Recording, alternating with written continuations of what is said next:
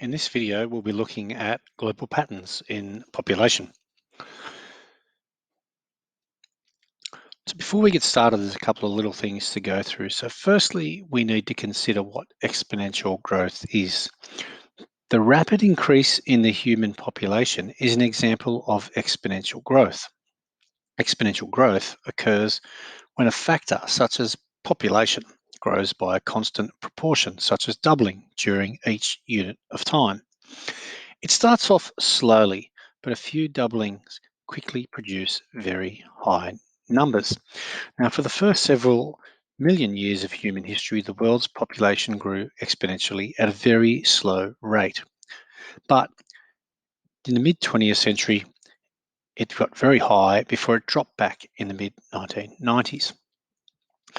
Now, the next thing to think about is what a developing country is. A developing country is defined by the Cambridge Dictionary as a country with little industrial and economic activity and where people generally have low incomes.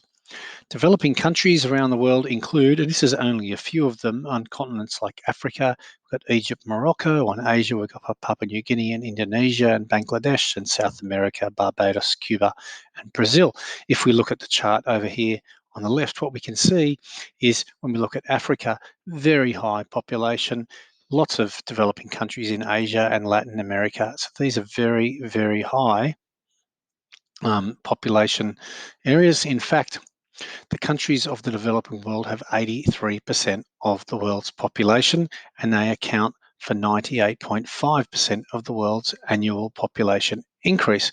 On the other hand, the population of the developed world is now sitting at 1.2 billion and will only increase to about 1.4 billion by 2050, with most of this growth actually happening in the United States of America. And the population there is expected to reach around 398 million by 2050, and it's mainly due to immigration. Now, the rate of population increase is linked to the fertility rate. The replacement fertility rate is approximately 2.1%, and if the fertility rate is below this level for an extended period of time and there's no net increase due to migration, a country's population will actually decline. In countries of the developed world, the rate of the population growth has slowed dramatically. Europe's fertility rate is now only 1.58, which means it's too few to replenish the population, and they actually rely on immigration to keep the population up high. Now, if we look at this chart here, this can really easily be seen. You look at the world fertility rate sits at 2.5, which is keeping the population expanding. But when you look at the developed world, it is below that 2.1, and less development it is above. Now in Africa, it is quite high, sitting at 4.7. It's the highest place in the world. So their fertility rate and the population is growing very, very quickly. Population in Africa, in fact, is expected to double between 2018 and 2050, whereas in South America, it's relatively high by none. Even women in French Guiana, for example, on average have almost twice as many children as those in Chile and Brazil. In Asia, growth rates vary significantly. China, the world's most populous country, has experienced a dramatic decline in its fertility rate.